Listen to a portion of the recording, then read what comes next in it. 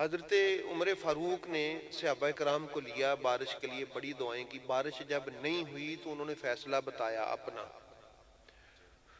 انہوں نے کہا کہ ایسا ہے کہ پہلے تو ہم وسیلہ پکڑتے تھے رسول کا.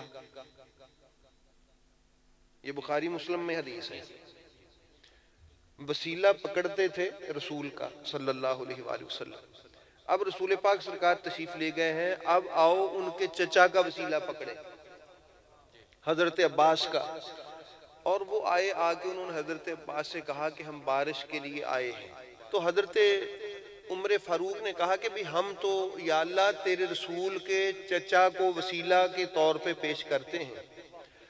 اب عقل مند لوگوں سے یہ بات پوچھی جائے کہ جو حضرت عمر اور خدا کے درمیان وسیلہ ہے،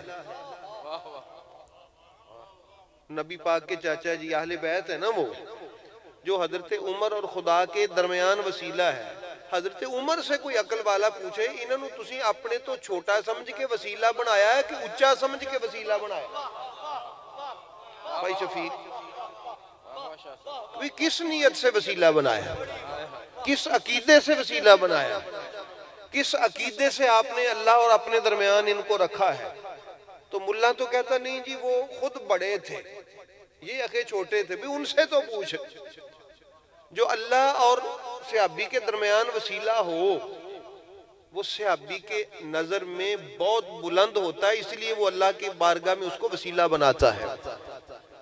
اور دوسری بات بھی یاد رکھیے گا، صحابی بہت بڑا مرتبہ ہے. صحابی بہت بڑا مرتبہ ہے.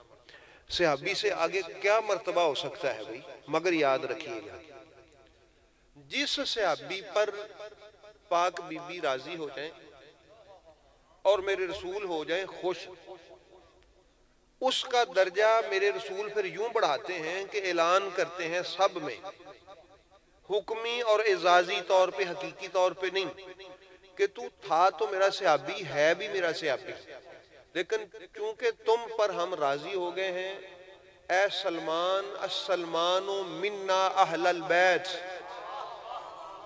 سلمان کو اب ہم نے اہل بیت کر دیا ہے. پہلے یہ کلہ ہی صحابی تھا، اب اس کو ہم نے بڑھا دیا ہے. وہ اس صحابی نو بدھونا ہوئے تو اعزازی طور تے انہوں اہل بیت آکھیا جاندہ ہے، حقیقی طور تے نہیں. صحابی کے نام کے ساتھ اعزازی طور پہ اور حکمی طور پہ اہل بیت لگ جائے تو اس کا دوسرے صحابہ سے مرتبہ بڑا ہو جاتا ہے. اب اس سے اندازہ لگائیں کہ رسول پاک کی اہل بیت کا مقام کیا ہوگا جو حکمی اور اعزازی طور پہ اہل بیت کہلوائے. کیونکہ سرکار نے فرمایا نا کہ یہ ہم میں سے اہل بیت میں سے سلمان فارسی سلمان محمدی بن گئے نا.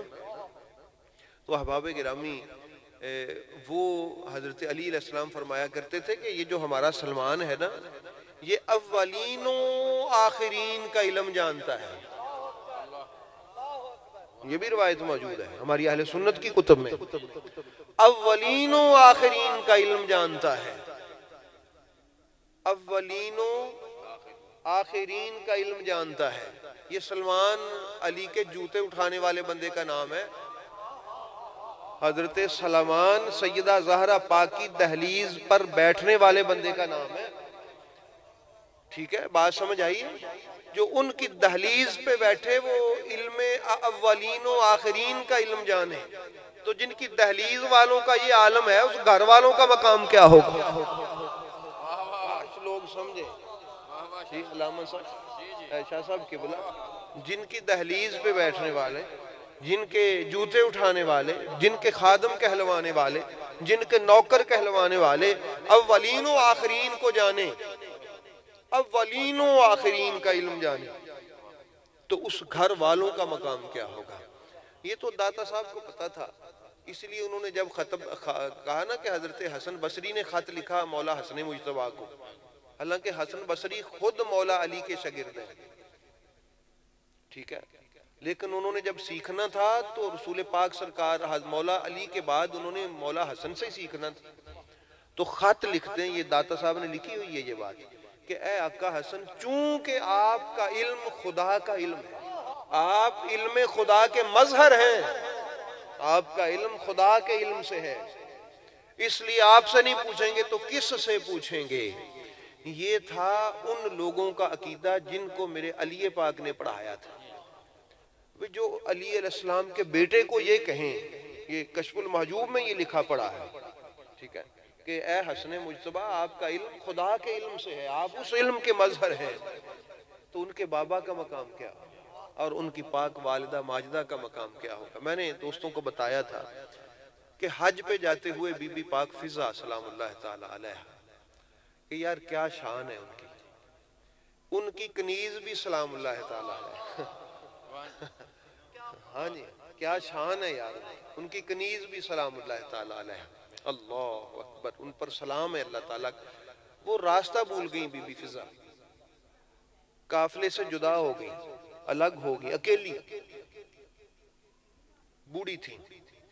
ایک بندے نے ان کو راستے میں دیکھا کہ اکیلی عورت ہے، سیانی مائی ہے، ان کے پاس گیا، السلام علیکم، وعلیکم السلام کہا.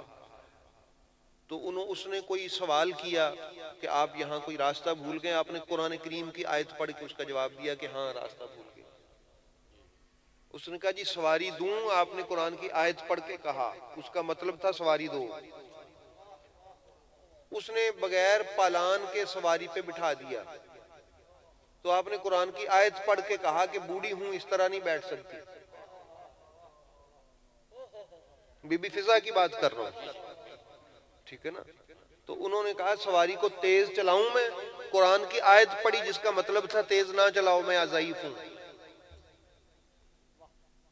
اب راستے میں جو بھی وہ بندہ بات پوچھتا قرآن کی آیت پڑھتی بی بی فضا پاک. تو اس نے پوچھا کہ یہ قافلہ ہے جس کی آپ کو تلاش تھی؟ پھر قرآن کی آیت پڑھ کے کہا یہی قافلہ ہے.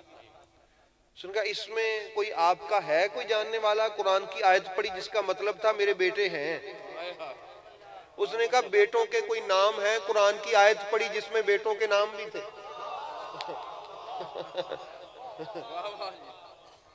آواز نہیں لے کے اس نے کہا یار یہ تمہاری ماں ہے؟ ان کا جی ہماری ماں. کہا یہ پتہ نہیں یار کون سی مخلوق ہے، اتنا لمبا میں نے سفر کیا اس کے ساتھ، اس نے سوائے قرآن کی آیت کے کوئی بات ہی نہیں کی.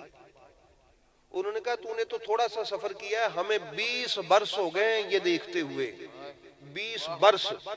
پانی بھی مانگتی ہیں تو قرآن کی آیت پڑھتی، کھانا مانگتی ہیں تو قرآن کی آیت پڑھتی، بستر بچھوانا ہو تو قرآن کی آیت پڑھتی. کوئی بات ایسی نہیں ہے جو قرآن کی آیت. اس نے کہا یہ اتنی عالمہ فاضلہ کیسے ہیں؟ فرمایا یہ سیدہ زہرا کی کنیز رہ چکی ہیں، اس لیے ان کے علم کا عالم یہ ہے. تو جس کے دروازے پر، جس کے جوتے اٹھانے والی، جس کے گھر میں جھاڑو دینے والی، جس کے گھر کی صفائی کرنے والی، ان کے علم کا یہ مقام ہو کہ وہ کوئی عام سی بات بھی قرآنی آیت کے بغیر نہ کریں، اس پاک ملکہ بی بی سلام اللہ تعالی علیہ کے مقام میں منزلت کیا ہو. ابھی سمجھ آئی کہ نہیں آئی؟ یہ سیدہ پاک فضا ہے. تو جن کی کنیزوں کا، جن کے نوکروں کا، یہ وہ ادھر باہر نوکر تھے تو وہ علم جانتے تھے اولین و آخرین.